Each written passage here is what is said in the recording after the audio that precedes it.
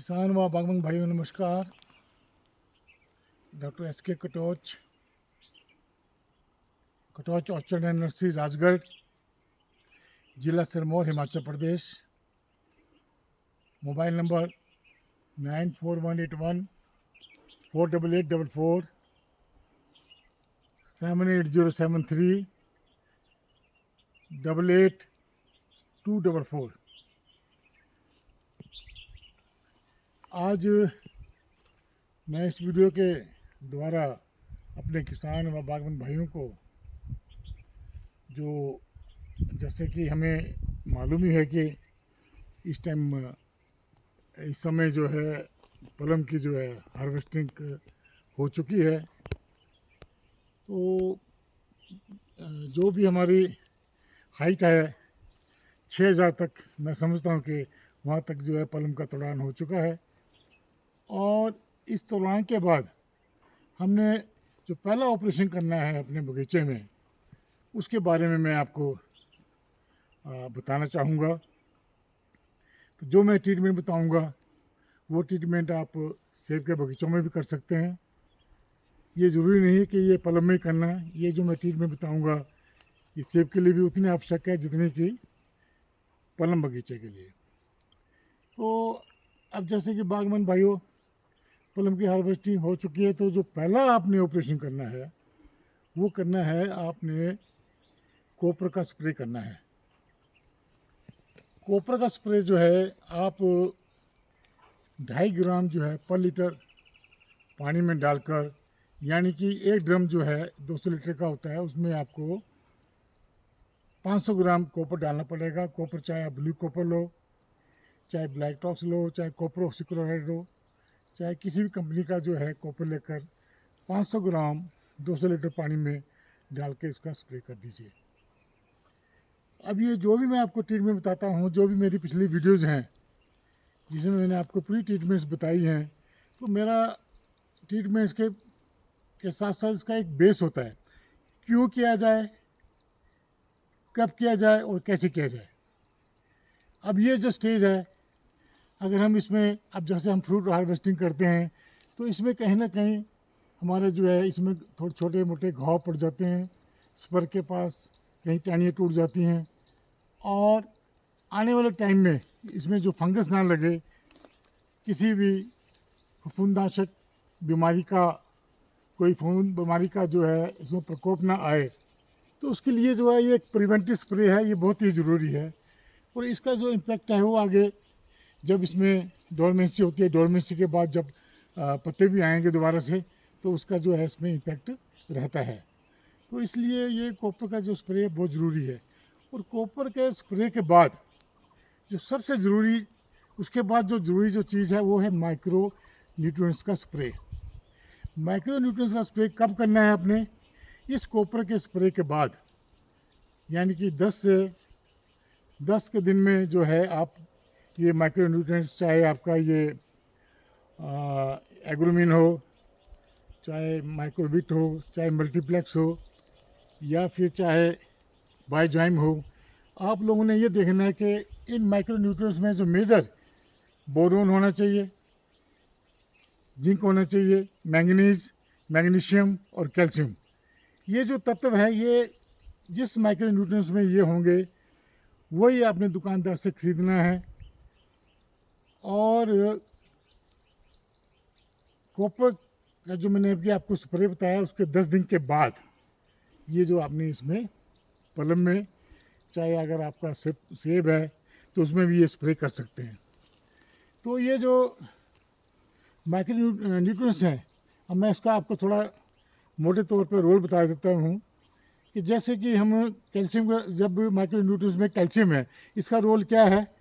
ये cell division करता है, सेल एलोंगेशन करता है, यानी कि कोशिकाओं की बढ़ोतरी करेगा, और कोशिकाओं का जो है उसके जो लेंथ में भी जो है, लंबाई में भी ये हेल्प करता है कैल्शियम। साथ ही भी आपका ये जो बोरोन है, आने वाले समय में जब हमारी ये बर्ड इनिशिएशन होती है, जब बर्ड बस्ट होती है, तो उस समय जो है उसके लिए ये हेल्प करता है। ये पोलन जर्मिनेशन में हेल्प करेगा, बोरोन आपका पोलन ट्यूब को सीधी रखेगा। और जितने भी ये आपके फ्रूट बनाने में जो है ये हेल्प करेगा। साथ ही इसका आपका जिंक का है। जिंक जो है वो जो पत्ते हैं, ये पत्तों का जो साइज़ है, ये छोटे पत्ते, जो छोटे पत्ते हैं उनको जो है ये नहीं आने देगा, ये पत्तों का साइज़ जो बड़ा रखेगा। और क्लोरोफिल को जो है ये जितना बड़ा साइज़ होगा तो उतना ज़्यादा इसमें क्लोरोफिल होगी, और उतना ही ज़्यादा जो है पत्ते से जो है, इन पत्तों से जो है सूर्य की रोशनी से फोटोसिंथेटिक एक्टिविटीज़ को बढ़ावा मिलेगा। और जितनी अच्छी फोटोसिंथेटिक एक्टिविटीज़ होंगी उतना ही ये जो कार्बोहाइड्रेट्स बनेंगे, उतना ही फोटोसिंथेसिस बनेंगे, और उतना ही जो है पौधों की जो हेल्थ के लिए अच्छा रहेगा। तो ये जो स्प्रे करना है ये बहुत ही ज़रूरी है। और जो मैग्नीशियम है वो क्लोरोफिल को सिंथेसाइज करता है, क्लोरोफिल की बढ़ोतरी करता है। और ये सब जो जितने भी मैंने आपको मैक्रोन्यूट्रिएंट्स बताए हैं, ये सब के सब जो है पौधों के लिए जो है ये आवश्यक है। और इसके बाद इसी माइक्रोन्यूट्रिएंट का स्प्रे आप कर सकते हैं जब फूल खिलने से कोई 10 दिन पहले, जब बड स्वेल होता है, तो उसमें भी ये आपका बहुत हेल्प करेगा। क्योंकि अब जैसे हमने फ्रूट हार्वेस्ट किया है, अब इसने हमें पलन दिए हैं, हार्वेस्ट किया है, तो इसकी पूरी एनर्जी जो है फ्रूट में चले गई है। अब ये दिसंबर तक जो है सूर्य की रोशनी से अपना भोजन बना रहा है, और कुछ नीचे रूट्स जो हैं उससे जो है ये तत्व ऊपर की तरफ आ रहे हैं, तो उससे भोजन बनाएगा। और जब आपका मार्च का महीना आएगा, जब बड स्प्राउट होगा और जब फूल बनेंगे, तब ये पूरी अपनी जो एनर्जी जो है, आधी एनर्जी उनमें जो है ये डिस्ट्रीब्यूट कर देगा। उस एनर्जी को सप्लीमेंट करने के लिए हमें जो है माइक्रोन्यूट्रिएंट्स का स्प्रे करना पड़ता है, ताकि हमारा जो है आगे जो मार्च में जो हमारा हमने जो प्रोड्यूस लेना है, जो फसल लेनी है, वो भरपूर आए, उसका साइज़ भी ठीक हो, शेप भी ठीक हो, कलर भी आए। तो इसलिए जो है ये चीज़ जो मैंने बताई आपको मैक्रोन्यूट्रिएंट्स, ये बहुत ज़रूरी हैं। और इसके साथ साथ जैसे कि अब हमारी ये देखो बारिश का सीज़न चला हुआ है, बारिश हो रही है, इंक्लीमेंट कंडीशन है, इंक्लीमेंट वेदर कंडीशंस हैं। तो जो तौलिया है, तौलिए में जो निकासी करने के लिए आप पानी इकट्ठा होता है तो थोड़ा इसमें नाली बना दीजिए तौलिए में, ताकि जो पानी इसमें इकट्ठा ना हो। अगर पानी इकट्ठा होगा तो इसके रूट्स जड़ गलती है, तो जड़ गलन रोग जो है इसमें लग सकता है। तो फिर एक्स्ट्रा हमें मेहनत करनी पड़ती है। इसलिए पहले ही प्रिवेंटिव तौर पर इसके नालियाँ जो निकासी के लिए बना देनी चाहिए। उसके बाद जैसा आपको पता ही है, फिर हमारा आवश्यक कार्य जो है सर्दियों में शुरू हो जाते हैं। और ये पौधा जो है इसका जो जितने भी इसका जो न्यूट्रिएंट्स हैं वो सब के सब दिसंबर में ये जब ये पत्ता पीला हो जाता है, तो पूरा जो खुराक है ये अपनी पूरी तने में, और ये टिश्यू, ये ट्विग्स में, और ये जो स्पर में, इसमें ये डाल देता है, ताकि आने वाले समय में मार्च में जो है फूल आँख से फूल बनाने में, वो फूल से जो है फल बनाने में जो है ये फिर यूज़ हो सके। तो ये जो डोरमेंसी ये पहले के जो ऑपरेशंस है, फिर आपको ये तौलिए बनाने हैं, कटिंग प्रूनिंग करनी है, वाइट वॉश करना है, और एक लीफ कलर आता है जो उसमें एक इंसेक्टिसाइड का, एक फंजीसाइड का आपको स्प्रे करना है। तो हमारे जो ये ऑपरेशन जो है सर्दियों में जो ये चलते रहेंगे।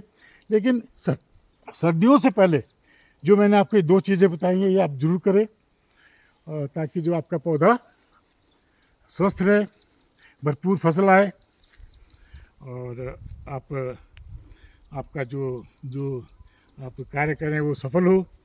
तो इन शब्दों के साथ मैं अपनी वीडियो को यहीं समाप्त करता हूँ। और अगली वीडियो में हम आपको बताएंगे कि हमारी नर्सरी में कौन कौन से पौधे तैयार हैं, कौन कौन से पौधे बागवान को दिए जा सकते हैं। तब तक इंतज़ार कीजिए। धन्यवाद। जय हिंद, जय हिमाचल, जय हॉर्टिकल्चर।